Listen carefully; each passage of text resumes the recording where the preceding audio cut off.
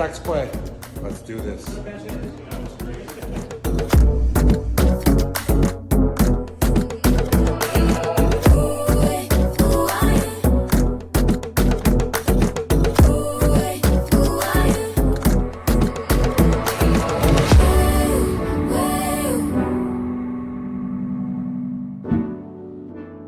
We're recording. Hi, I'm Bruce Harris.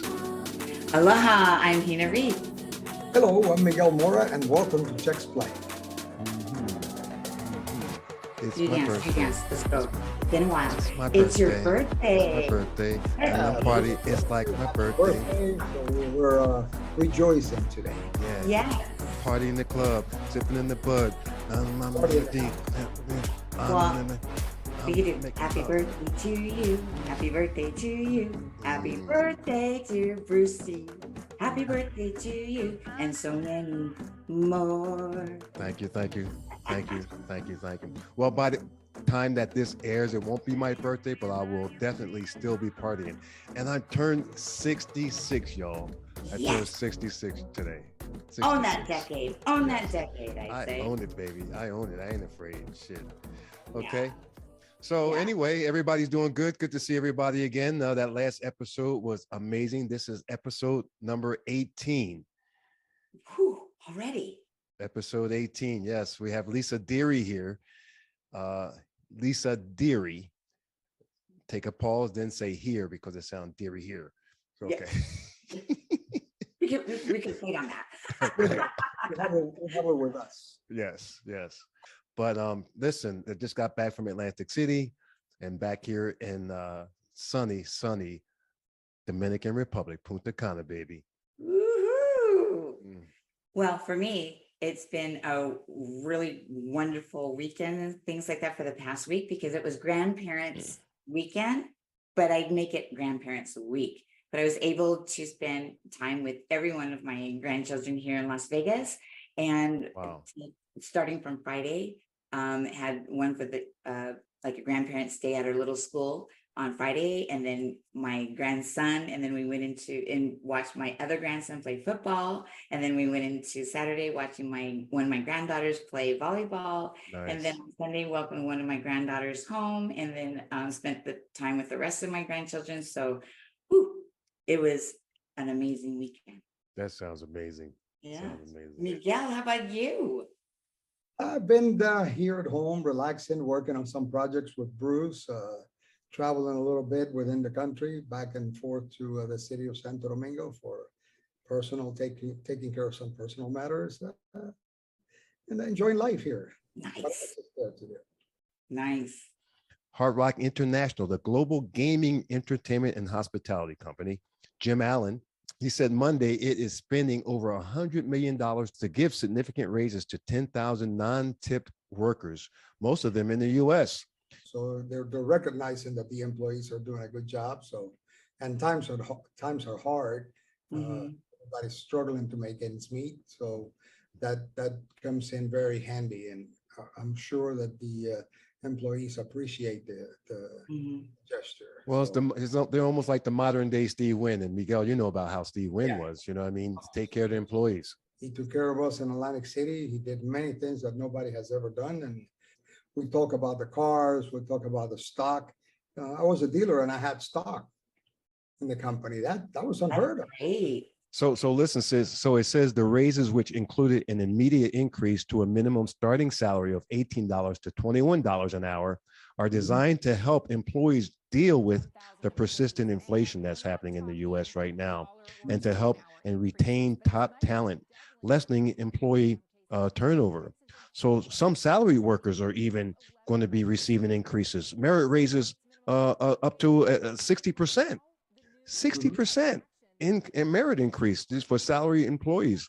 So the raises apply to 95 job classifications, including cooks, housekeepers, front desk clerks, security workers, and cage cashiers, which are the most, those are the positions that are more challenging to fulfill, especially where you have a property that has a high tip range. That's pretty awesome. So now they'll be looking to retain and attract more people who are non-tipped in those positions.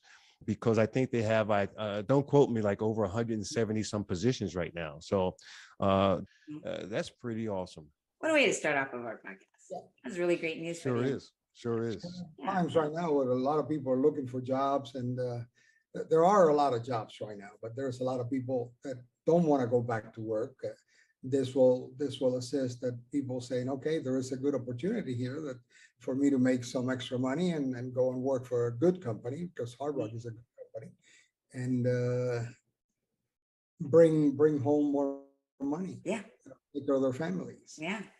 So Hina, who's coming on today? I had the opportunity to meet Lisa during the table games conference that Richard Marcus had put on back in June. Oh, okay. And listening to her story of how she started in the industry and what brought her to where she is today. So I just went, okay, guys, I'm hoping that we could have her on, because just to see the transformation and all of the experiences that she went through from the time she started in the gaming industry to where she is today. And I think that it's a very interesting topic for all of our listeners. Hey, there she is. Hey, Lisa, how you doing? Good to see you. I'm Good morning. Bruce. Good morning, Bruce. How are you today? I'm doing fantastic. Thanks for being here with us here in sunny Las Vegas. Yes, I appreciate you guys having me on. Hello, Lisa, and welcome to Cheques Play. Miguel, how are you today, sir? So far, so good. We're doing great. Enjoying life here in Punta Cana. I bet you are. Very good. Very nice to see you. So aloha and good morning, Lisa. How are you? Good. Very good, Hina. Good. Aloha I'm to so you glad. too.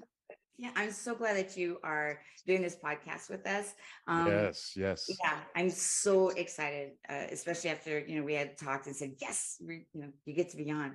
So to start, I always usually ask how our guests started within the casino industry, because there wasn't any colleges, there wasn't really something that said, hey, I'm going to go work for a casino. So I would like to hear from you. What made you, out of all the things in the entire universe, made you just go, hey, one day I'm just going to go work for a casino? Actually, I never did that. It was kind of a fluke. My friend was interested in becoming a dealer, and I intercepted a call from Trump Casino in Indiana, asking him to come in for a test. And I said, well, can anybody do this? And she's like, if you're good at math. I'm like, I'm good at math. So I went in, I took the test. First one done, aced it. They went for the interview. Mhm. And they said, well, with your personality, we think you should start in craps. And I'm like, no, I don't know anything about craps. I go, why don't you give me blackjack? Because I can do that now. She's like, no, we kind of want you in craps. There's not a lot of women in craps, and you need to have a thick skin. And it seems like you have a thick skin. And I'm like, all right, I'll do it. It must be Then tough. I was must be tough. fortunate enough to get one of the best dice instructors in the world, Bobby Jones, Sandy Bub. They were my instructors. And so I learned the game correctly. And I did exactly what they said. And it helped me to become successful as a craps dealer, supervisor, and everything else that I've done in the business. We shared a dock with Majestic Star. It's currently now Hard Rock. My place. Yeah. I I was just across the gonna say, street. wasn't that you? Yeah, that was me. But you were, I mean, when you think about it, I know those guys that you were working with, and you were struck, I mean, to say not literally, but you were really struck by lightning, because Bobby Jones was like, he was mystical. He was mythical, rather. Bobby was one of the original dealers at the Resorts International in Atlantic City. And he had a video called Advanced Craps Dealer. So you were very fortunate.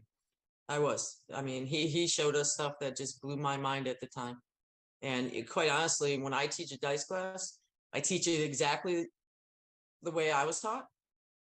And if I would ever step in and deal again, I still deal exactly the way I was taught. No shortcuts, anything. I do it exactly the way he taught me, because it was the best way. And there's very few people that I haven't dealt in 22 years, but I'm confident I could. Mhm. And I could do it well, I could hold my ground against people that have, been dealing for a very long time, just That's because of not- the way I was taught. That's how great his training was. Yes. Do you Yeah. still keep in contact with him today? I talked to him about a month ago, via LinkedIn, Mhm. sent him, my work that I've created for my business, got his opinion on it. He just said, give me some data and get back to me, and we'll see what we can, if we're interested or not after you get some data. So we'll Nice. find out. He's president of Score Gaming right now. Nice. So when you started, as a dealer, where did you go from there? And did you have any experience? Because I know you did. You had to have some of the experience of when you were a dealer, because being the woman in craps way back in those days, that was a tough crowd. I mean, that was a very tough crowd. Sometimes. Very tough crowd. Actually, I had no experience except for like my parents' Sunday afternoon pool parties where we played blackjack and poker. I had zero experience. They didn't want any of us to have any experience because they wanted to train us all the same way. Mhm. So, I just worked really hard at it. I wanted to be, initially I said I wanted to be in the top 20. I did that. I said, okay, now I want to be in the top 10. I did that. And at one point, people told me exactly what my placement was. That was one of the mandates of the legislature there, to hire over 90% local residents. So during that time, it was important that we check zip codes to see where people, where they were from, to meet the conditions of the license. But that was a great thing that we found out, because we weren't hiring people with bad habits from other properties. So you can train them our way, Exactly. because people, it's very difficult to change those tendencies, the way that you deal. But you, like I said, going back again, the core group of people that you were with, I'm talking Theo Smith, who was on the podcast before, Lance Allen, who was on the podcast with us before, Joe DeRosa, he wasn't on the podcast, but Joe DeRosa ran CCI in Atlantic City, and he ran the program.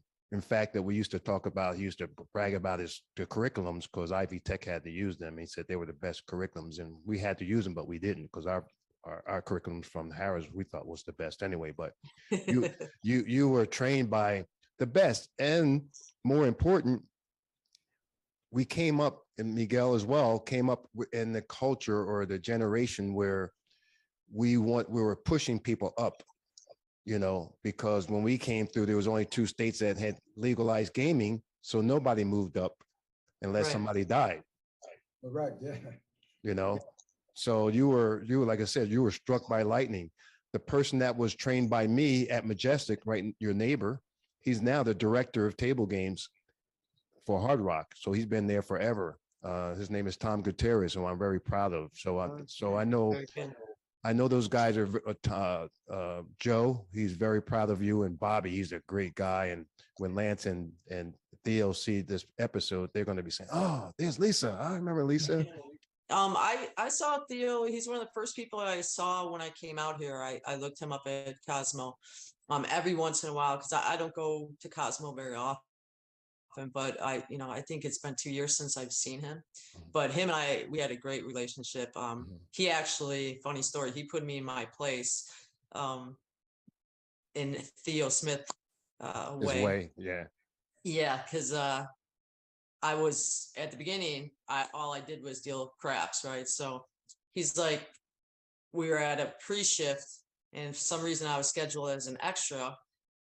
And I'm like, well, what should I do? And he's like, hold on a second. I'm like, you know what, Theo? You're pretty. You're a pretty guy, because he's a very handsome. He is. Billy D. And Williams. he's charming. Yeah. Charming is. So whenever I would want anything, I'm like, Theo, you are looking particularly handsome today. And he's like, what do you need? Yeah. But one time I was being a kind of a smart aleck, and I said, Theo, if I just look as good as you do, can I be and walk around and just kind of just look good? Can I be a shift manager like you? He goes, come here. He takes me down to blackjack. He goes, tap in and don't burn a card. I hadn't taken blackjack yet. I was the dice dealer, right? And I'm like, all right. Because again, I used to deal blackjack at my parents' house. Okay. So I thought I knew what I was doing. He goes, don't burn a card. I didn't even know what that meant. I deal all the cards down. And he's like, what are you doing? I'm like, I'm dealing blackjack. And he's like, tap out. I go, I'm not done yet. He's like, yes, you are. So, we all know you don't tap out in the middle of a hand. Yeah, he had me tapped out in the middle of the hand. Took me down to the 8 dice tables that we had and made me told everybody that I just dealt blackjack face down and put me in my place. A lasting like, memory. Yes. But he was awesome. Yeah. Very fortunate. All those guys that you mentioned that I was with. Yeah, Theo, the GQ. He was GQ. Yes, he is. GQ. Yes, Preston was Him too. and Preston. Yeah, just took the words out of my mouth. We call him Prince. Preston. I hope he hears this. I do too. Yeah, great guys. At what time did you go then to Las Vegas? You've been in Las Vegas a long time, or I came out from there from Indiana to Las Vegas? So I went from Trump to Four Winds in New Buffalo, Michigan. There, I started as a floor, I became their trainer. I ended up doing all the training for, they have little satellite casinos there because you can only have 2 licenses per state in Michigan. So what they would do is they would make smaller casinos and they would be like a quarter of a license. It's weird how they do it out there. Anyway, I was in charge of training everybody, their dealers, supervisors, property managers. I'd worked with the gaming commission. It was kind of like just my gig. It was great. Did that with Mike Snyder, who him and I did the training for the dealers. Did the mock casino, did all of that. And, I spoke with Chris Schneider, who's the VP of operations there. And not that long ago, a few months ago, he's like, you know what? A lot of your kids are still there. The turnover at that place is so low. It's ridiculous.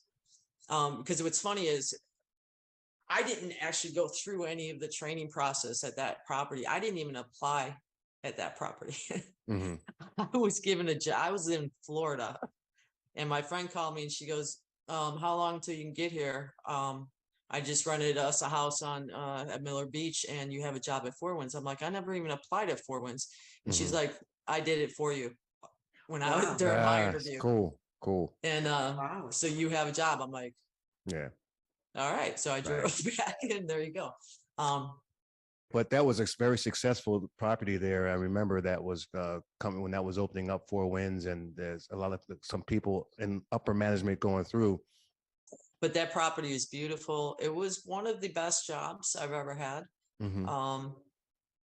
The Pokagon tribe treated everybody fairly and equally. There was a lot of I believe they had a 5-year contract saying that they would have upper management basically teach the tribal members how to come up, so they had 5 years to learn the business. Preference. Yeah, which was a very smart idea because it was very successful. The other thing I liked there that they did is everybody cut checks like we do in craps. There was no 5-1 in blackjack. It was 3-3. Brilliant, because that whole, so much easier to read, so much easier to deal, faster, more hands per hour. Just all of it was a very, very well run organization. Wow. So what prepared you when you started moving up the ladder a little bit? Back in our day, they said, "Hey, you're promoted. Miguel, put a jacket on," or Hina, put a jacket on, or something. You know what I mean? And go for it. And then it didn't say go for it, but they expect you to go and do your thing. No training or anything like that. I didn't know where to put my hands. I got a suit on and now a jacket, So what prepared you going in? Because it seems like when I read your bio, you were really on the fast track, something prepared you. You know how to deal with people, how to deal with staff, employees, how to handle difficult situations, all of those things that come along that you don't, being a dealer doesn't prepare you for. And what type of challenges did you have coming in as a female? Well, I was kind of fast tracked, just, it was funny because we all know in table games, it's like the military, your place. You know, you have that chain of command and you follow it, right? Yes. So apparently I did not follow it, but not because I didn't follow it, because the people above me didn't allow me to follow it. So what I mean by this is, for instance, I'm sitting box on a craps game on a Saturday night, and I'm a newly promoted dual rate. So I'm still a dealer and a floor supervisor. And my pit manager is not happy with the full floor supervisor that's above me flooring the games. He says, tap her off that game. And I'm like, okay. And I'm like, what did I do? Wow. I'm thinking, what did I do? Right. He goes, have you ever done floor before? I go, no, I've only sat box. I'm only 3 months into this. Right. He goes, okay. He goes, these are called tracking carts. 1 left stick, 2 left stick. This is the average bet. Because he's mad at the floor. So now I become the only dual rate at that property that ever was allowed to stand floor over a full floor. I know they're looking. Right? Look at Lisa. Oh, look what happened to Lisa over there. Look at Lisa. They're talking in the break room. I know that. Yeah. Yeah, and I had not even filled out any card before because I never even floored blackjack. I just sat box. So I'm like, and Saturday night I've got 3 dice games packed, and I'm like, okay, let's do it. I got this. Yeah. I didn't think I had it, but I made it work, you know. And after that, then there was just a lot of chatter. I actually became the only dual rate that became the pencil. So for those of you that don't know what the pencil is, it's just who does the roadmap where all the dealers and supervisors are going to go. And they hand me the keys and they'd be like, all right, as we're shutting things down, decide who's going to shut it down. And we had 3 levels. So I'm like literally going through the boat outside, going up to the next one. And I just did a rotation because again, it was like, here are the keys, which was, we all know, a big deal having the keys. And so everything I was just kind of like tossed in and had to make it work because I had an ego. I wanted to be good at what I did and I didn't want to fail at anything. So I just figured it out. You know, when I first started sitting box, I didn't know how to keep track of the black and purple and orange. I didn't know that. We weren't taught that. Can I jump back for a second, please? Of course. And I'm going to, because and this is good for us. This podcast is to really educate people about what we do. Yes. Okay. So 2 things you said, or 4 things you said that when you say them, let's break them down. So pencil, break it down further. Basically it's reassignment, right? You're reassigning people when they start closing tables down. Right. Because the volume of business is decreasing. So as the business decreases, you have to decrease your staff. So it's reassigning your staff. And then, so that's what a pencil is. And then there was another term that you said. Roadmap. Yes. So the roadmap is basically what you use. It's a just piece of paper that tells you who is where, what dealer, where every dealer is, where every floor supervisor is, the relief and what we call a relief string, and how the rotations go. It's the assignments. So when you close on one game, that affects 3 other games.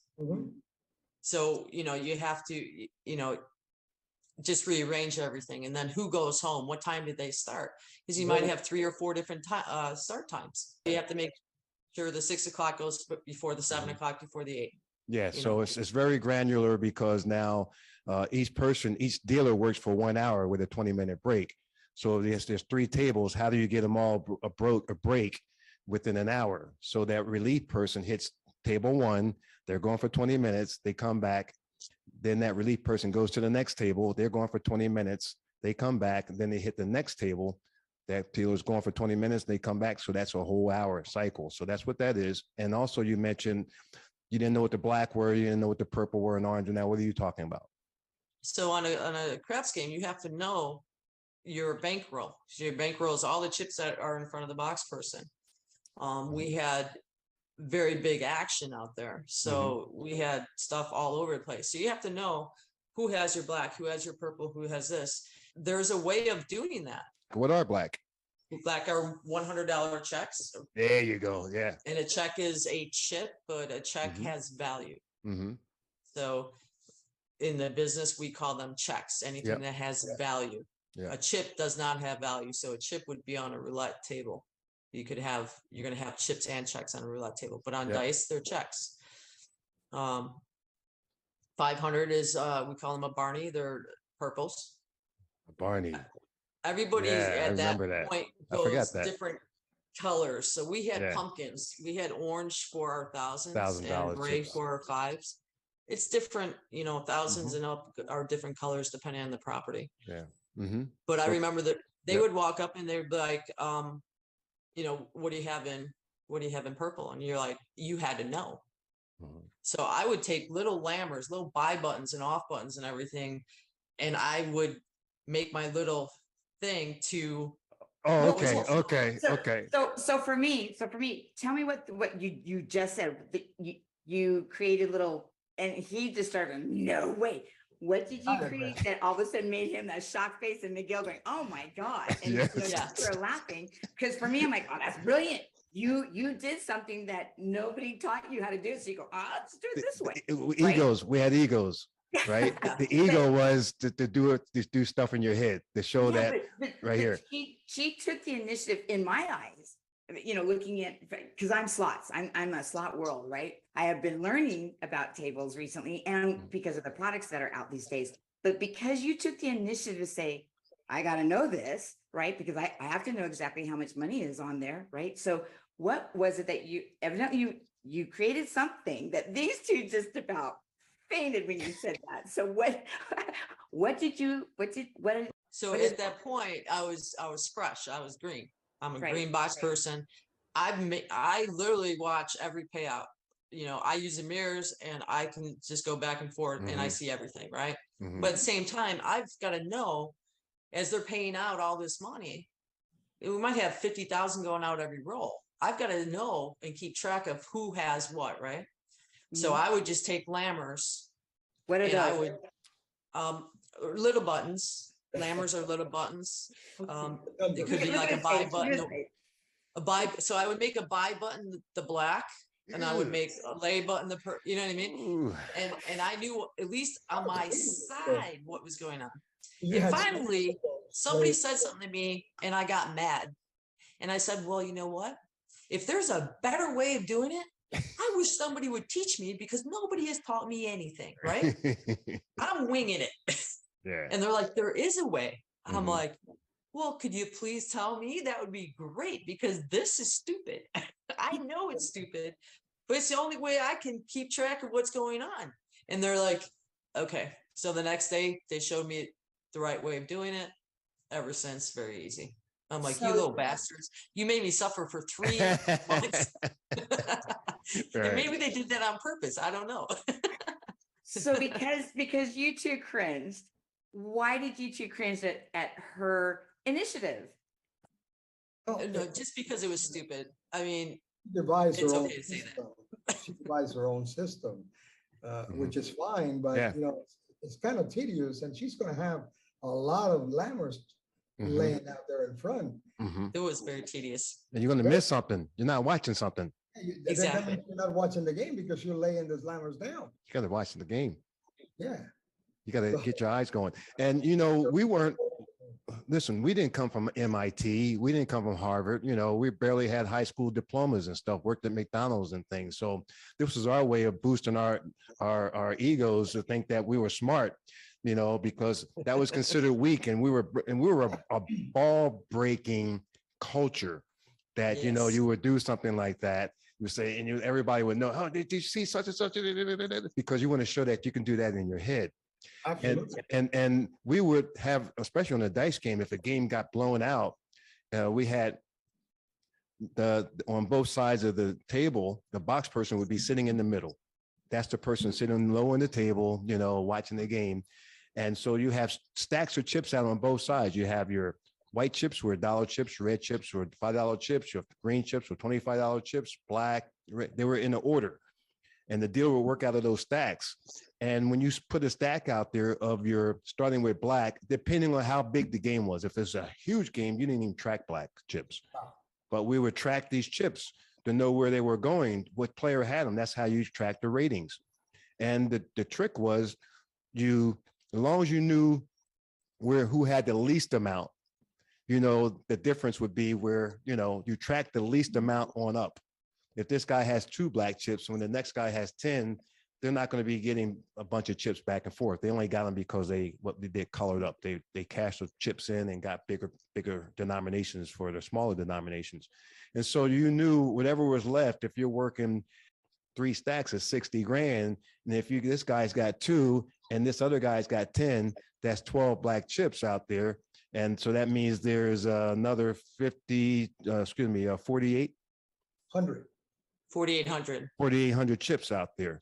Okay. And so you would know where those chips are. And it was always a big deal to say, the players are out there drinking and, they're pocketing chips, and the guy would leave the tables and we would say, hey, you want to color up? That means, we'll give you bigger chips for the ones you have. He says, oh, this is all I got. We would say something like, no, you got another 32 in your pocket. He said, hey, how the fuck do you know that? So that was a rat hole in it. Yeah. Yeah, that will be a game, that we would be playing, going south with chips. It would be going south. That means they went into the pocket with the chips. Yeah. Way out of the game. Sometimes a lot of players, especially credit players, they want you to believe that they lost everything. Exactly. And more, they can get their discounts, they can get this. But we know that they have them in their pockets. No, you didn't lose it. You have them in your pockets. It says, I lost it all. I lost everything. Or you gave your wife 10,000. Your daughter came in. She picked up on it. Went and bought a Gucci bag with it. Mm-hmm. So you guys, we knew everything. I didn't know that. Yeah. I just learned something new today. Yeah. That's why I wanted to go over the colors and what they were and stuff. So that's very good. And actually, that was a very good technique, only in the fact that you were vulnerable a little bit to get something happen on the game. Luckily, nothing happened on the game, I'm sure, in that 3 months. But when I first became a floor, I talked about this before, I'm when the game got blown out and everybody, when do people leave a table? When the roll ends sometimes. When the 7 comes. The game is jamming. You said I heard you mention, we were talking before the pre-show here, Lisa, that there were so many players on the game that you were zigzagging the place bets, the bets on the game, then fit them in. And so that means that the dice are hot. There's a lot of numbers. When there's a lot of numbers, people are making money. They're pressing them up. Pressing them means they're increasing the bets and they're making more money. And when do they leave? They don't leave it when the game is hot. They leave when it gets in the middle of the roll. No, they leave 7 out 7 out the line, and then they take the line, pay the don'ts, they leave, and like, okay, where's all the chips? Then you got the floor person's back there. In my first days of flooring, I would be buried, and I would say, wait, I don't even know where to begin. That's when you're a dealer, if your floor person or box person treats you bad, that's when you get even. So what did he have? I don't know. Not my job. Not my job. Yeah. If you're nice to me, I can tell you that, listen, he had 5 purple, he had 2 orange, he had 10 blacks. Mm-hmm. If you're not nice to me, I don't know. Yeah. There's a lot of that. Yes, that's very true. Very true. Did you run into that when you were a floor? I ran into that when I was a dealer. I had the reputation of doing what we called dual rate lessons. What I called that. I was asked to be promoted 3 months after we opened the boat, because you get people that just leave right at the beginning. And I said, no, I'm not a good dealer yet. They're like, yeah, but you're one of the best dealers we have. And I go, and I want to get better. Bobby said that I'm not going to be any good for a year and probably 5 years. So in 5 years, I'll take the promotion. Mm-hmm. And they're like, so I put it off, and I went 4 years before I took it. I can relate to that because I always thought everybody was smarter than me. So why promote, can't promote me. This other person's better than me. More present themselves better. They didn't dress better than me. That's why I got promoted, because I look so good out there. I'm not saying it in a way to be cocky. I'm saying, there's guys wearing seersucker suits. that was also a competition. It's always been a competition. Well, it was not anymore, but No. in Atlantic City, like the guys in the dice pits, they were the best dressers. As in blackjack, you had a lot of old guys that had like the tweed jacket they bought 20 years ago. with the patches on his elbows. Right? Those are very popular back in the day. Yeah. Hey, the ties, the dice pit guys, they were spent $100 on a tie, and $100 was $100 back in the day. Back then. Yeah. And I still have a tie collection, the unbelievable tie collection here. They're wearing them at the grocery store, by the way, his ties. He gives them away. I'm waiting for them to come back in style. Yeah, There you go. they will. They will. Hold on to that, Miguel. Hold on to it. Yeah, hold on to them. So from there, Lisa, as a floor, what catapulted you from there and up? And did you have any experiences of jealousy or why her? Right? Woman, again, why her? I did have that when I was still a dealer. I might have been a dual rate. There were people that were asking me to show them how to do some of the stuff that I did. I did conversions and I did things. I was a mathematical person, so I wanted to always do something bigger and better. I got that from Bobby, right? And so I did stuff that none of my supervisors had ever seen. I even had one of my pit managers he was from Vegas. He goes, "Do you just go home and dream of these things? Because I've never seen this in my life. And I've been doing this 30 years. And I'm like, but it's cool, isn't it?" And he's like, "Yeah, it's kind of cool, but still." So people were asking me, can I teach them? So I asked Sue Cook, my shift manager, can I do an advanced craps class when we close at 5 a.m.? That's awesome. And she's like, I don't really understand. I go, all these people are asking me to teach them something. So she's like, I go, I'm doing it for free. She goes, all right, do it for free. Cool. So we had fake checks on the table. We waited till after we closed the games and I did it. And I had a supervisor come up to me and say, "Why do you get to do this? You're just a dealer." I'm like, because people want me to they ask me to do it and I am doing it for free. That's probably why I got to do it. And they weren't happy about that. I'm like, well, do you want people to get better or you don't want them to get better? I mean, they're taking the initiative. And that's actually where my love for training started, was doing that class.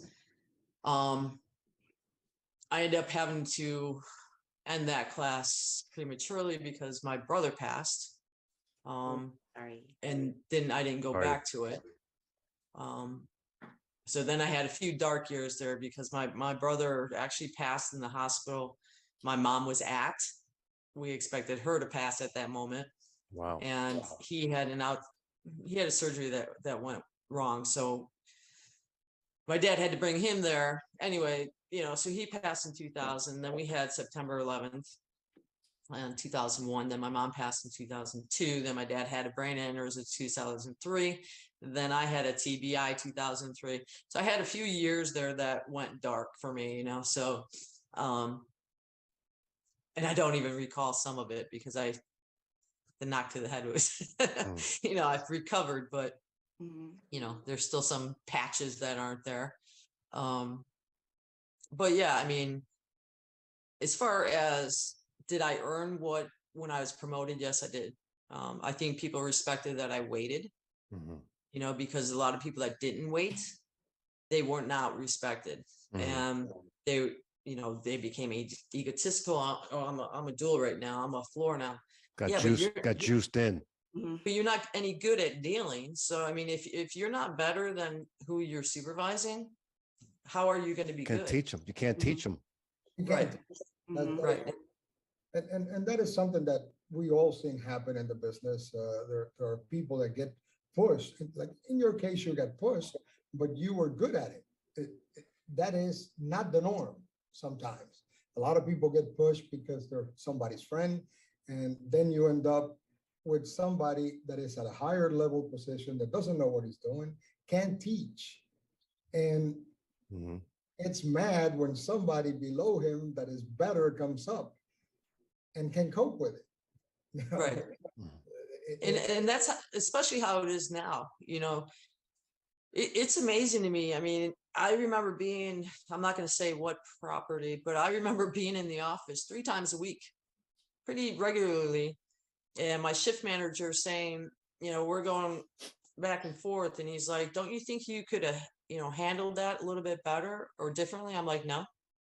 I handled it exactly the way it needed to be handled. Mhm.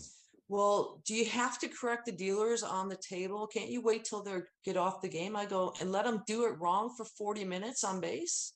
I go, no, this Yeah. is craps. Yeah. This is not, something, it's not black. This is craps. You have to fix it as it happens. So yeah, some places you can't say anything. They won't. That's their culture. You're being too. You're harassing. You're not supportive. It's so much coddling and stuff like that, and so it gets away, and it gets diluted. It gets bastardized, right?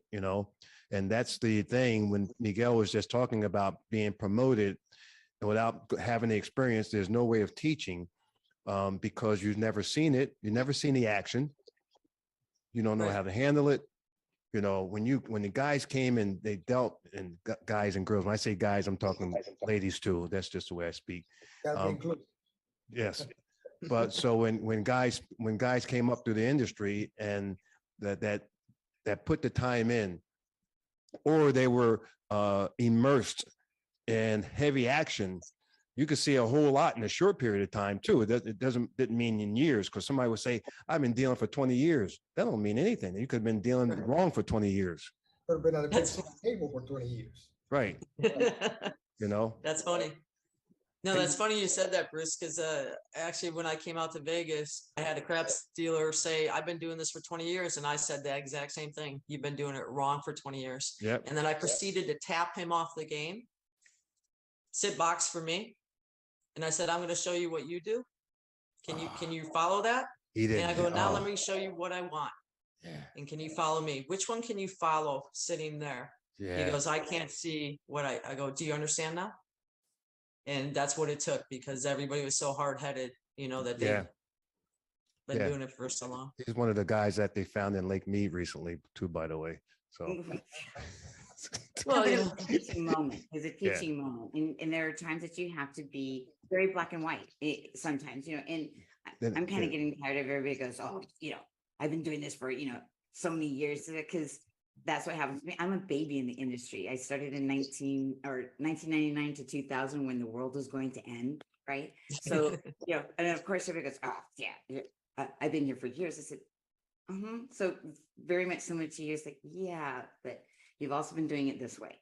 Right. And we're in this today with new technology and everything else that's going on.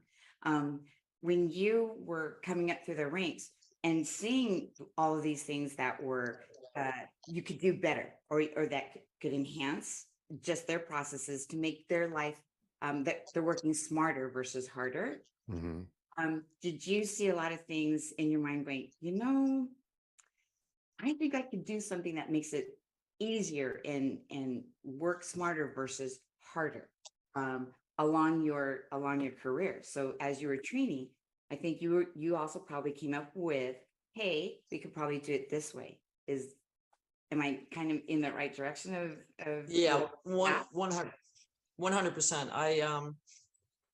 I'm a problem solver, but I'm also a preventer. I don't believe in letting something happen and then fixing it. I believe in preventing it from happening so you don't have to fix it. Mm-hmm. So yes, I've done a million things like that. As a shift manager, as everything else, what you have to understand is, I walked into a property out here as a floor. 3 months later, I was assistant shift, and a year later, I was shift. So what I did, and the reason I stayed there is because the property was in such disarray. A lot of people have been there 25, 30 years, mm-hmm. and they were not being treated well. And, loyalty needs to mean something, right? So you're there for that long. and you're there with people treating you like crap, I needed to fix that. So the only reason I went there is because somebody that I broke in with was at the time the director, and I just went in to say hello, and she's like, I need you. They just bought this place out. I need you to come in here. I need eyes on the floor. I'm like, okay. You know, of course, management changed once somebody comes in new. She's gone. And I'm like, okay, why am I here? But I had already related to these people. And I'm like, you know what? I'm going to fix this. And I did. It took me a minute, but I fixed that place. Those dealers would do anything for me because I did everything for them. I said, look, next 3 months are going to be difficult. We're going to raise the bar. No more of this crazy stuff you guys have been allowed to do for 20 years. Trust me. If you trust me and you help me to make this place how it should be, I'll give you everything you ask for. All these times that you're told no for your vacation or whatever. I mean, they were even told no if their daughter was getting married. I'm like, what? That means a lot. That's everything. Yeah, schedule's everything, right? That's everything. I had people working on the strip that work part-time for me just because they could just call me and say, hey, this is when I'm available. And I'd be like, come on in. Because there's always somebody on the EO wants to go home. There's always this. It takes an extra half hour to do a better schedule for these people. I never said no to any request. They handed it to me. I'm like, okay, you got it. Without even looking at it. Didn't matter. And that's all it took. And so that place ended up being better than it was. And that was very important to me. That was something that, you know, I'd probably still be there if I didn't have an accident there. So, but it changes, you know, you left and it certainly changed because in those positions in this property that size, movement and leadership can move, you know, change the whole culture. Yeah. Can change the whole culture in the matter of just a position change, 1 or 2 positions that change. Because I've seen it and I know what property you're talking about. And I know how it was when I went there. You know, there was only 3 shifts. Yeah, 12 to 8, 4 to 8 to 4, 4 to 12. And so at 4 o'clock in the morning, the place is packed on a Saturday night. And graveyards coming in, they just said, I'm sorry, we're closing the table. They didn't have to stagger shifts. And they did that for 20 some years. And those people, that was the way they did it. Because that's the way we do it. Yeah. We've been doing it that way for 20 years. What do you think? And then when it comes to change, and then, so there's the book called The Culture Shift. I forget who wrote it, but that's the key point in the culture changing is that you need to let people know why you're changing the culture, the effects if you don't change the culture, and the benefits that how it flows down through everyone if the culture changes. And so that was important. You just can't go and change the culture. You need to explain it and lay it out for people to see it, you know, and understand it and how it's going to affect people. So while you were talking, I reached over a little bit. I don't know if you saw that, but I had to do this. Paul Sykes was our president. Recently, since I've been here, he's connected with me. He sent me these. This is the $1 chip from the Majestic Star. Oh, where's it at here? That's the $1 chip. That's the $2.50 chip. Oh God. Yeah. Hated those. $2.50. Yep. Yeah. We hated those. We didn't have them on dice, so it was good. Yeah, we had the $5 chip. There's the $25 chip. You know, we're talking about the colors and tracking. This is a black chip, which is a $100 chip. And I don't know what the camera is. This is a $500 chip. The Barneys that Lisa was speaking about. It's the Barneys, a $500 chip. And then the $1,000 chip. We might even had a $5,000 chip was a brown chip. And I had to pull those out because they're like, you know, they're memorable because it doesn't exist anymore. It's the chocolate. Yeah. The casino doesn't exist anymore. So this was those are collectible. Collectible. Yeah. So you just held up those, but you call them chips. Are those chips or those checks? Checks. They're checks, but they're chips. They're both. Chips now because they don't worth anything now. Yeah. So the difference, Hina, is a check has value. You can take it to the cage and get cash, right? The chip does not have value. So right now, technically, because there's no place to cash them in, the place no longer exists. So they're checks and resorts. chips. That's why. Yeah. Basically, roulette has chips, Yeah. non-value chips that they use to give to the players to bet with. There's a, And then they give those chips back when they color up, and they get checks. Look. And those have value, and then they take that to the cage. look at that, Lisa. That's Mike. That's a Mike Darley chip there. Oh my God, yes it is. Oh my Mike- God, that's Mike Darley. Yeah. Yeah, I broke in with him too. Man, I Yeah. haven't heard that name We had him here on the podcast. Very nice. Yeah. I got That's when I finally saw him, at the surfaced up. this is New Jersey, oh, this is a Wolf Litkin. Litkin. The late Wolf Litkin chip. Him and I seriously, broken together. yeah. Yeah. Yeah, I have but- I have one here for Theo too. Theo Smith, I have a chip for him. I had my own chip, but I gave them all out. We all had like 100 chips or something, a case of chips. When the New Jersey opens, only Las Vegas had gambling. So when New Jersey opens, a lot of new trends started with New Jersey, and people started collecting chips. And when a casino was going to close in New Jersey, there were some closures. People rushed to get chips. And by law in New Jersey, when a casino closed, they had to have the outstanding chip log, and they had to post that money with the Gaming Commission. And for a period of 2 years, you could go to the Gaming Commission and cash those chips. And then after that, you couldn't cash them anymore, and they would post it on the newspapers and said the date is coming, and to cash the chips from Playboy, for instance. And after that, they shut down. You couldn't cash them anywhere. Yeah. And that's how the casino. That's when the casino makes money actually when they don't come back, because it only Yes, costs you Exactly. it only costs you $1 or something, whatever, to make the chip. And then it's a $5 chip costs you how much to make a five? What's the price? $1.20 nowadays, somewhere Yeah, around. but back then 52 cents, and so you Right. made $4.42, 48 cents, on the chip. So that's pretty cool. So Lisa, I got to ask you. So now I read in your bio that you were recently, and he was one of our guests, and Hina was one of the hosts at the Global Game Protection and Table Games Conference. Oh, it's a tongue twister for me. I know. He's gonna work on that for next time. I've been working on it for a couple of months now with Richard Marcus.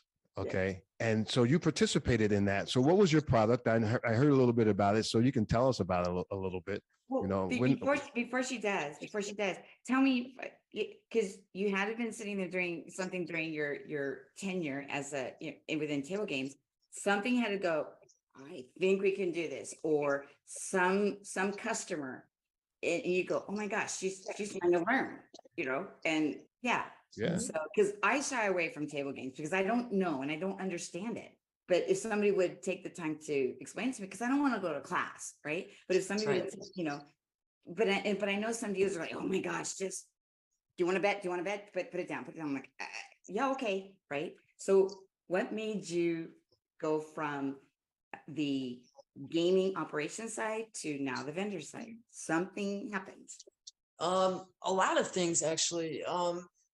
26 years starting as a dealer, everything in between, it's just, I was training. So the reason I left being a casino manager was an accident. A patron knocked me down an escalator.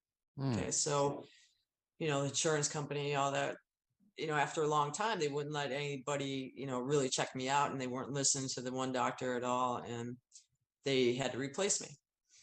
So I had injuries, and so I ended up going to teach at a dealer school, and I loved that. That was great. It took me back to my roots and everything else. And I had a lot of fun with that, met a lot of great kids, and have sent them into their new careers. And I'm very, very proud of that. And at one point, that had to come to an end. And but I remember one of my students saying, man, if we could just take what's in your brain and put it somewhere, to make this easier to learn, because craps is a difficult game to learn. And I remembered that after, I left that school, and I said, you know what? I can do that. Not only can I teach dealers how to deal without me, I can teach players how to play. And so what I've created is what we call visual training layouts. We do not sell layouts. That's not our gig. My business is called Logistical Layout Designs. It's L2D for short. And we license out the IP. So what we can do is we create custom graphics. So let's say, you own casino, or you're, VP or general manager, and you said, look, we want to bring these in to teach our players how to play some of these games that they're too intimidated to play normally. What is the IP? What's the IP? Intellectual property. So we've created the graphics, and I've put everything I know onto these graphics, and they're loaded up. We have, 10 patents pending, 16 federally registered copyrights. I have the rights to all languages. So I can translate these in any way. We have this is a small example. This is what I would call my mini roulette. And basically it explains, how to deal a game for the dealers.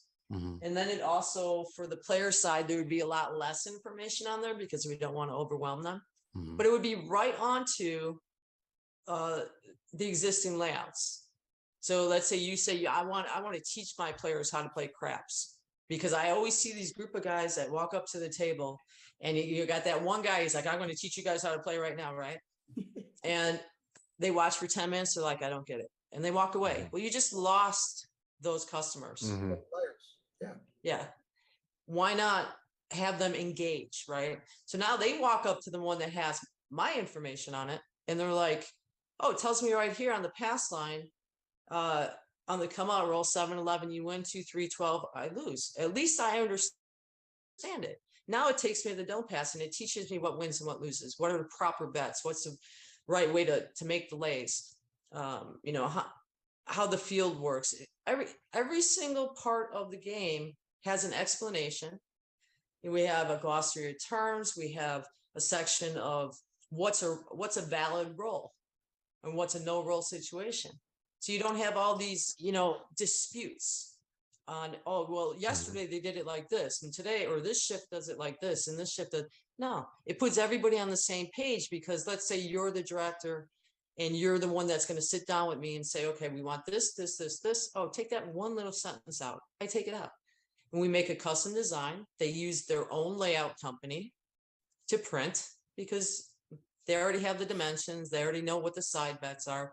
We have just work around, getting everything to fit where they want it. And now they have a tool, not only for their dealers, but for their players to learn how to play a game. Hina, when I sent you pictures of what I've made, even you said, hey, I didn't understand this, and now I do. I mean, it was that quick and that simple. That was just over a Zoom meeting. Yeah. She looked at it for 2 minutes and said, oh, I get it, and that's the point of it. So it's going to help with training. Awesome. It'll cut down the training time, but it's also going to hold those instructors to a higher standard, because now they can't just be like, oh, I taught you everything I know in 1 week, and now go practice. And then now the students can say, well, you didn't teach us this, and you didn't teach us that, and you didn't teach us this. So we're gonna up the game. I want these kids, and when I say kids, it's anybody that's starting a new career, right? I want them to have the best start that they could, like I did.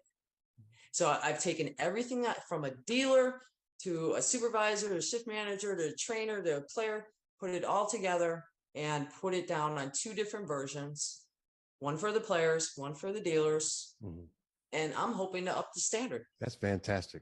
Can Definitely Lisa, can you, maybe you said, explain this and I could have missed it, because I envision this also as an extended tool where a customer they can look at the game, and they can look at that screen, and because they're not playing because they don't want to get in and be overwhelmed or something like that, but the actual game, and then actually look at the screen and see that stuff and see, okay, come, okay, oh, they just called it come. 6 easy, the don'ts and comes go to 6, whatever, and they can look on the screen and see it. I don't know. Am I seeing this right? Am I imagining this thing correctly?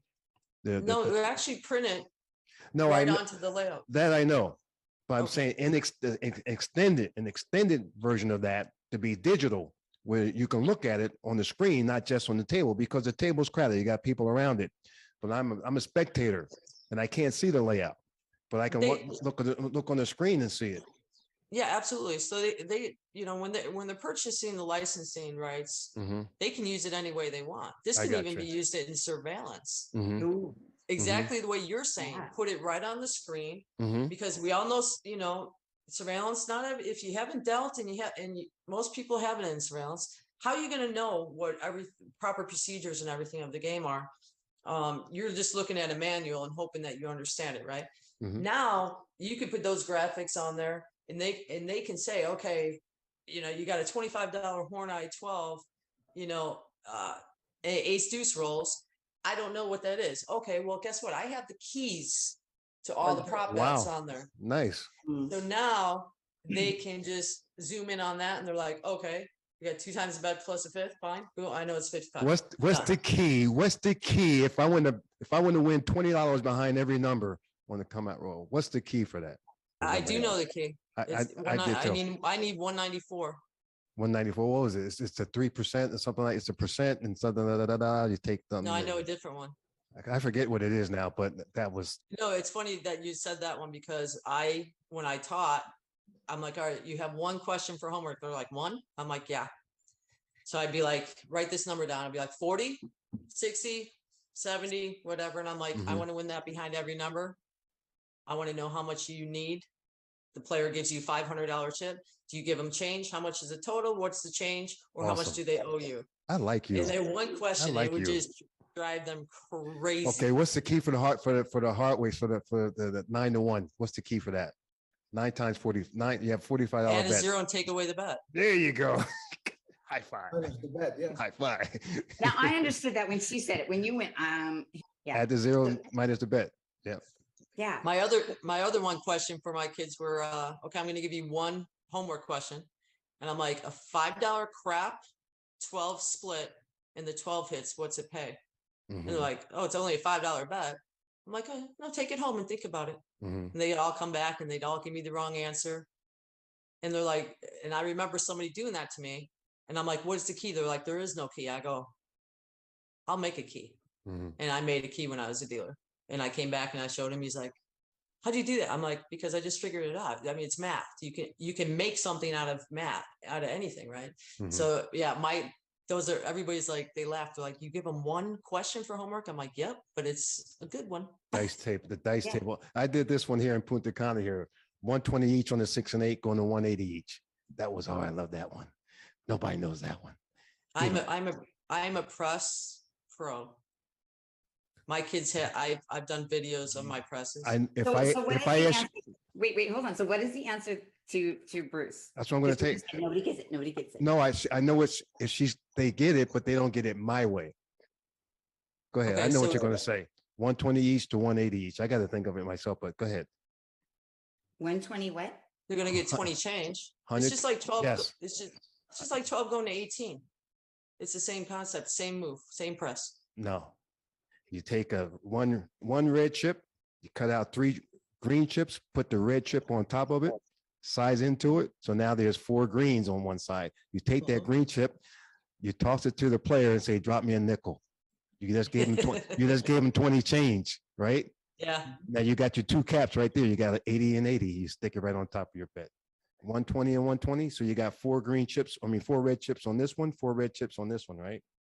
So when you cut out the 180, you take those caps and you hand it to the box man. That's 180 for 40. Toss him a green chip, drop me a nickel. There's your caps right there. I'll do a video for you if you ever want me to. I'll do all my presses because everybody has a little bit different, but no, I say all that stuff, braggadocious stuff, just for play, just for the entertainment, to entertain myself. I'm not that strong. There's so many stronger people than me. You know, did you ever feel this way when I first started teaching? This was something, and Lisa, can you relate to this? I remember I thought I was a pretty good teacher, because I broke everything down. I was trained well. Then you have those students that weren't getting it. And so, then the break would come and I would say, I won't take a break. I'm here for you. That was because I'm dedicated. This was Freddie Hart. Miguel, Freddie, you remember Freddie Hart. We were in New Orleans opening up Harris, New Orleans. And Freddie used to always walk around with his, like Groucho Marx, had his head down, hands behind his head, pacing back and forth, And he said, "Hey, how's it going, Bruce?" I said, man, I got these guys. They shouldn't even be in craps, man. I'll tell you, they should be in blackjack. If anything, big six. They can't get it. And he looked at me. He says, "What's your job?" I said, I'm the teacher." He said, "How good are you?" I said, I'm good. I'm damn good. He said, "Well, if you're really good, you can teach the ones that have a tough time, because anybody can teach anybody that has an easy time learning." Very true. Make sense? Yes. And that changed my life as a teacher. That made me dig in. I said, shit, it ain't on them. It's me, not them. It's me. That's very true. So yeah, 100%. I mean, there are a lot of people that are not mathematically inclined, right? So probably the only thing different than, the way Bobby taught us is I've added a visual aspect, and I've added different ways of doing math. And I've done this with all the games when I was teaching at the school, because I don't think like everybody else does. I don't do math the same way everybody else does. Everybody does it right to left. I don't. I'm left to right. And so after 1 week with my students, I would figure out their strengths and their weaknesses, and they didn't even know if they had them. And then I would develop something for them that would work. So I would give them 3 or 4 different ways. I'm like, pick 2 that makes sense to you, and we'll work from there. And I'll get it down to 1, but I need to know where you're at. Yep. Are you more spatial, or are you more mathematical? And everybody, so I gave them, they'd have their primary way that we figured out, and then they'd have a backup in case that didn't work out. Right. That works. So yep. I agree. It does. And that's exactly what, why I did visual colors, units, yeah, numbers. Miguel's being really, chill right here, because Miguel considers himself a mathematician. He's got one of those memory like a steel vault. When you get off the podcast, he's going to be telling me about it. I got to hear about it. So I'm just talk about it, Miguel. She hit a point, something that happens to me too. You said everybody goes from right to left. She goes from left to right. I do it differently. You have numbers going down. You're going to add a column of numbers. Let's say 2 numbers to make it easy. 29, 32, something like that. Usually people start 9 and 2 is 11 and 3 is 14 and 5 is 19 and 2 is 21. I don't do that. Look, there is a 6 and a 4, that's 10. There is a 5 and a 5 here, that's 10 20. more, so 20. And if there's a 3 in between, that's 23. You look for numbers that add up to a 10 series. Yep. I look for 10s to make it easy for me. Yep. I'm the same with Miguel. I'll look for the even numbers, and I'll do 10. Okay, that's 10, 20, 40, 60 plus the 3 and the 5, so it's 45. And that is something that came up to me one day that I was adding numbers when I was a little kid. It says, wait a minute, it's easier for me to look for 10s. Well, for Lisa, it's easier to go from left to right. For some people, it's easier to go from right to left. You apply that to you. And I try to teach people. I remember when I was a pit boss, we used to do the rundown. We used to do the count. We have to flip over the shift. People hated doing that with me because I was so fast that I would go to you had the TIS, the table inventory slip, and you had to put out purple, red, whatever it was, and then add them up. And the supervisor was doing it on a clipboard. I was doing it on the closer slip. And they hated doing it with me because I went, what you got? And they weren't even halfway. What do you mean? What you got? They're still calculating. Say, I got 100,000. No. I got 100,000. No. And I was given 3 tries. It's no. No. I was just, okay, let's do it together again. And then I would do it slower with them. Yep, you got to rip another one up. Oh, shit. Oh, you got to rip another. Oh, shit. Okay, now we're good. I said, now we're good. Sometimes I was wrong. Don't get me wrong that I was always right. I might have made a mistake. That was another way for somebody to break your chops, because they said, how many? I said, all the paper. I said, all the closures you had to tear up, I said, you're weak. you know. Yeah. Oh, good bosses hated that, like when somebody messed up. So that was an incentive for you, Lisa, because it had to be. Now we're going back to being a lady, being a woman in the industry. As me being an African American, that I had some pride, and I didn't want to be the dumbest guy, and then be, I always felt that culturally, as my culture was looked at being inferior anyway. You understand? And so that's why I'm talking about 1980, 1981. Myself, how I felt. I wanted to show that I'm just as good as you or something like that. Those are the things that I had. Those are the inner things inside me. It wasn't a bad thing. It wasn't directed at anybody in a negative way. It was just ways to motivate myself, going to dice school and stuff. It took me 2 times to go to dice school to get it. The first time it was the teacher. He was just too complicated and I wasn't getting it. And I wasn't at that level where the other people in the class were getting it and I wasn't. And I'm like, oh. And then I stopped, and then I took a shot again, and I got it the second time. Ron Grimsley, if you can hear me out there, Ron Grimsley was my teacher the second time. And it was so easy. And Wolf Lipkin. Guy. So Yeah. he was a nice guy. Wolf Lipkin was in the class too, the late, great Wolf Lipkin, and his son, David, who works for Shuffle Master or Light and Wonder right now. So I don't know if you ever had to deal with or had those types of inner things that were challenging for you, that motivated you, Lisa? 100%. I, when I started, there was still that, stigma of craps is for guys. Mm-hmm. That's it. Because, there's a lot of innuendo on a craps game, a lot of sexual innuendo on a craps game.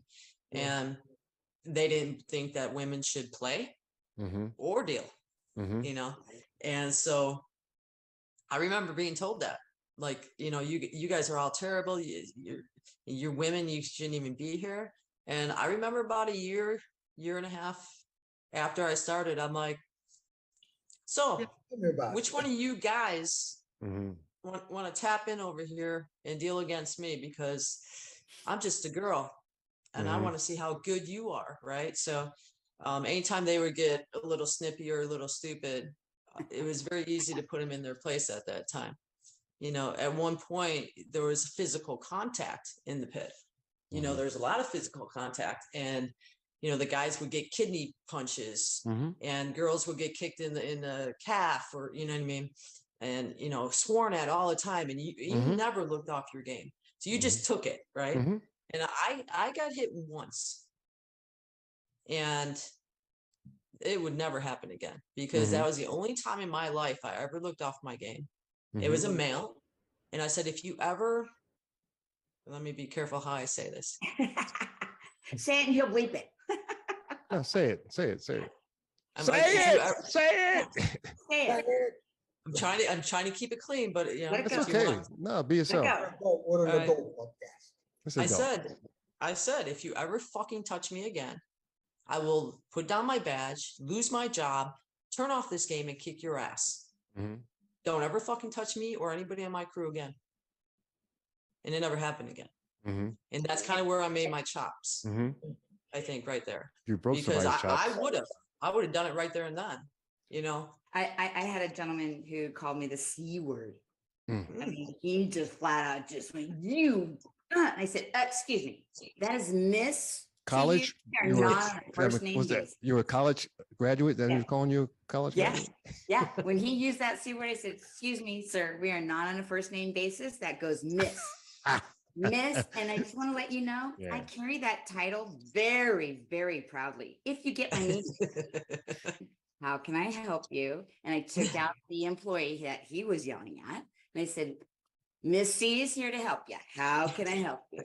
Right? So, and we were fine after that. And I knew it, right? And I didn't take anything personally, but when that came out and it just resonated all over, and everyone went like this, and went, okay, you have 2 options. Throat punch him or just go, okay, we got this. That's Miss. We are not on a first name basis yet, sir. And then when I told him I carried that title very, very proudly, if you get my meaning, then he just backed down. I'm like, look, I'm only 4'11", but I will throat punch you. That's Or awesome. kick in the kneecaps. One or Yeah, the other, but you're full right? of class, Hina. You've always, since I've known you, you just have, the ultimate classy person that you are. I'm serious, dead serious. But it takes us as mentors, as leaders, as management, as executives to guard our employees. And Exactly. there is no room Hmm. for language or for prejudice or for anything. And our employees are our future for that company. And Absolutely. if we don't guard them, then who will? Nobody Right? will. No one will, right? And so, Lisa, that's the one thing I love about your training. You have a product that, as you started in the gaming industry, you worked your way up. Sometimes it wasn't easy, right? And sometimes it definitely wasn't fair in others' eyes, but you worked your way up. And then to see how you could improve and how you could enhance a customer's experience, which also equals a customer's experience within the casino. And so therefore the casino as a customer, you're enhancing that opportunity along with the dealers and educating them in a way that maybe they didn't get that, right? So Right. your product was, in your experience, I would definitely be more comfortable at a table, and you can bring me from a slot, because I'm a slot girl, 100%. Yeah. And bring me to a table games, I absolutely would go, yep, I got that. I got that, right? That layout was amazing. And to know that you have hit all areas of a casino and to include the customer service, brilliant, brilliant, because you took something from your own firsthand experience and brought something to fruition. And not only as a person within the industry, the woman had a brain. Absolutely. Right? Amazing, amazing. I'm so glad to have met you, Lisa. Really, you inspire me and what you do. And I really, we support you. I support you. And it's been eye-opening for me and to understand. And it's been a pleasure just to talk about the same connections that we had, being you, Trump, and Majestic, myself, and then the guys that you were trained by. That's why I like you so much, because you're those are my guys still, and you're sort of you're them, you're the what do you call that? They're living through you right now. So Yeah, it's very cool. I was very fortunate, so many people and a lot of people that, started there are still there from 26 years ago, so it's amazing. Like, that type of loyalty is very important. But yeah, I was blessed. I was definitely blessed to have Bobby and everybody else that was there. All, even, the supervisors, even some of the dealers that I started with, we still talk. We're still friends, and it's still a good community. And like I said, my vision is to get it back to where it was, if that makes sense. well, you're mythical to some people like Bobby Jones are now. Your name is being spoken, I'm sure. Lisa Deery. People are talking about, oh yeah, who are you trained by? Lisa Deery. Yeah. Your name is synonymous in certain areas and part of the culture. And that's, as I always say, it's not how you die, it's how you live. To have a street named after you or something, that's pretty cool. Yeah, but So. she's leaving a legacy of dealers. Mhm. You're leaving a legacy of dealers. I mean, I don't know if you guys just saw recently on the news, and Lisa, I think you did, because we're here in Las Vegas. But the final employee, day one, Yeah. Caesar's Palace, At Caesar's. just retired at 55 50 years Unbelievable. Yes. as table games, Yeah. right? And I know that I knew him, because working at Caesar's. And I do remember, when they had said, you didn't want to ever be, management. Goes, nope. That guy could do anything he wanted in there. I'm sure he could say, hey, I'll be right back. I'm going to take a break right now. I'll be back. Yeah. But because he loved dealing so much, and because, and he even said, he goes, I'm not a trainer. I'm not a, I'm not a super. I do a very, very good job at what I do, right? And I love the people, and I meet new people every day, right? And he goes, I love coming to work. I loved coming to work. And it was not about the money. It was about the work. Right. It was amazing to hear his story. And, I remember, back in the day, just, talking to him, while I was like, wow, you've been here since day one. That's amazing. I mean, that's so cool. But Yeah. you'll find in this business that even like, shift managers, even like VPs and stuff, they might retire from the executive part, Mhm. and then they get stir crazy because you got to do something, right? They'll go back and they'll deal again. Mhm. Yeah. Because everybody that's gone through that, started at the bottom and worked their way up like you're supposed to be effective, right? They have that love of dealing. I would deal craps again. 100%. I would do it again. Mhm. It's to be able to teach some of these kids some better ways. But yeah, I mean, it's in you. Once you have it, it doesn't go away. We had a gentleman that was director, vice president, and when we opened up Hard Rock Tampa, he came back as a dealer. Probably made more money as a dealer there too, because Yeah, at that time, right? Yeah, because the deals are making And less crazy. headaches. They're making and he always said that. Hey, Yes. he would look at me and there was a beef going on. I'd get called. He says, "Earn your money." He says, "That's not my problem." He'll look at me, shuffle. He says, "That's not my problem." It's like Bucky I'm Howard. gonna go rest. I'm gonna go rest in the dealer lounge. Yeah, and look, the great Yeah. Bucky Howard, he goes back to Binion's and as a box man in the Four Queens, and Bucky Howard was president. President. Was Yeah. president. Yeah. Or was Trump, president. Taj Mahal, Mhm. Atlantic City, Playboy, Tropicana, the Castle. Yeah. many- Wow. Yeah, may it rest in peace. Yep.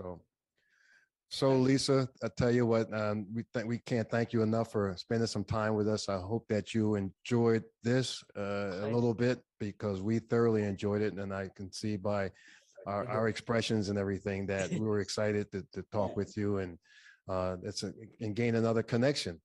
We got a new friend. Yeah. Yes, Yeah. 100%. And like you said, as you move up the ladder, and people go back to dealing, or they start a podcast. Yeah. You Hey, know? you got to do what you got to do. We'll be in touch. This won't be the last time we'll talk. No, No, definitely. absolutely And- not. And I really, really appreciate you guys having me on. It's been a pleasure. Bruce, I feel like, we need to like just talk at 6:00 every morning from now on. I don't know. It's just, now it's a thing. Good. 9 o'clock for me. I have no problem. I'm up. I'm got my eggs up there ready to go and stuff. You know what I mean? We can do it anytime. So, is there, how can people get a hold of you what is your technology called, and how can they reach you, and is there a Okay, website? so the name of the company is Logistical Layout Designs. We go by L2D. The website is L2D layouts with an S.com. For me, L Deery, Deery at L2Dlayouts.com. Mhm. Our website shows the graphics. It doesn't show like printed layouts, because again, we don't sell layouts, but on the website, that's where kids that are learning a new game, they can order mini layouts if they want to practice at home, or if somebody just wants to learn how to play at home. Mhm. Otherwise, it's all our contact information is at L2Dlayouts.com. And, if somebody needs to get a hold of me, 702-541-3605. Again, 541-3605. And, anytime I answer the phone at 3 a.m., it doesn't matter.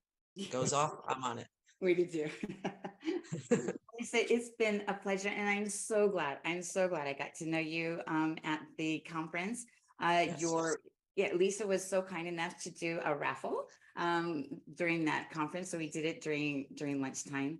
But Paul Mallow also paid a visit to her booth, and we just felt that was her concept, and her product was something that could enhance, every genre within the casino industry to include the customers. So Mhm. And then to hear her story when I was talking to her, I went, oh my gosh, this would be perfect to have you come in because, you came in, from the very beginning, right? Oh, and before we leave, there was one question that I wanted to ask you, Lisa. Because you kind of took the call from the roommate or from the person who was supposed to actually get that call to go do his interview, did he get to be a table games player or dealer as well, or no? No. So we both went down to take the test. Oh, okay.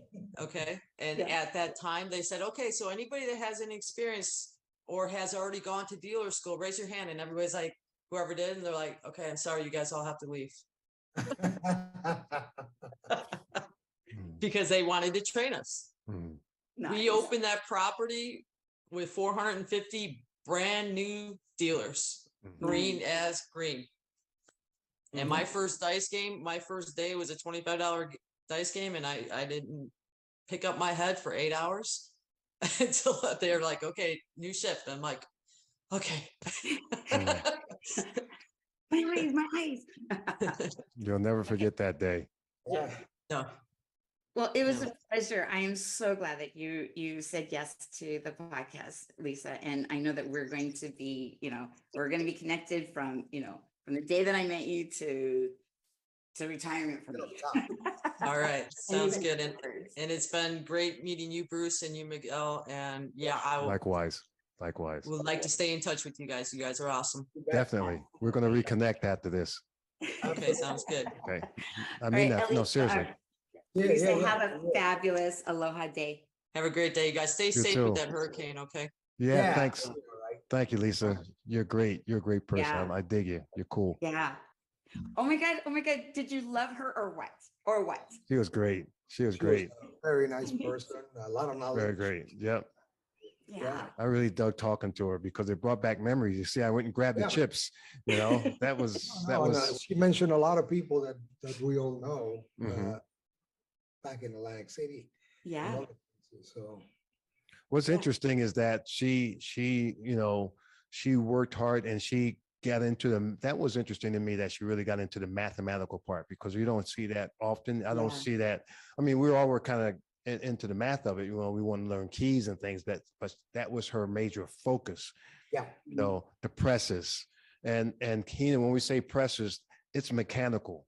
It's not just mental, it's mechanical. You have to have the physical dexterity in your fingers to manipulate the chips to do what you want them to do. That's why I always said, in my opinion, it's just my opinion, to exaggerate to make a point, you don't really have to know a lot of math to deal the game, although there's a lot of math on it. There's a lot of numbers because there's so many once you odds. figure it out and you memorize it, you're okay. The most important thing for me when I taught, I didn't really teach the math part. I did because it's part of the curriculum, but I put most emphasis on all of the games, on hands, on your dexterity, the mechanics, because you could be sitting, you could be my supervisor and somebody could say, give me the blah, blah, blah, blah, number. And I can't I don't need to figure it out. My box person say, take this and take 4 green chips, take 5 red chips and do this and do that. If you can't physically manipulate and mechanically manipulate that, you can't deal. Truly felt that, you know what, her story needs to be told. Mm-hmm. Yeah, Right. and she's a nice person, great person. too. Yes. Great trainer. Yeah. And you know what, and a great concept again. So Mhm. yeah. Well, We'll be in touch with her, definitely. yeah. Good. Once again, everybody, I Yes. just got to say this, that we hope everybody hits the like button. And if you don't hit the like button, but at least subscribe, guaranteed. Out of 17 episodes, which we started on February the 11th, 2022 with Steve Carroll. And so please hit the subscribe button. Look for us on Spotify, YouTube, iTunes, Google Podcast. There's Hina Reed. I'm Bruce Harris. Miguel Mora.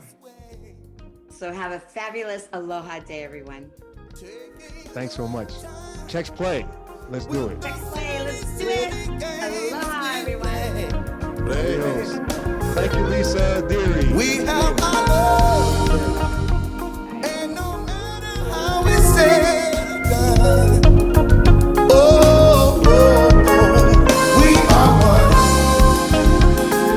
No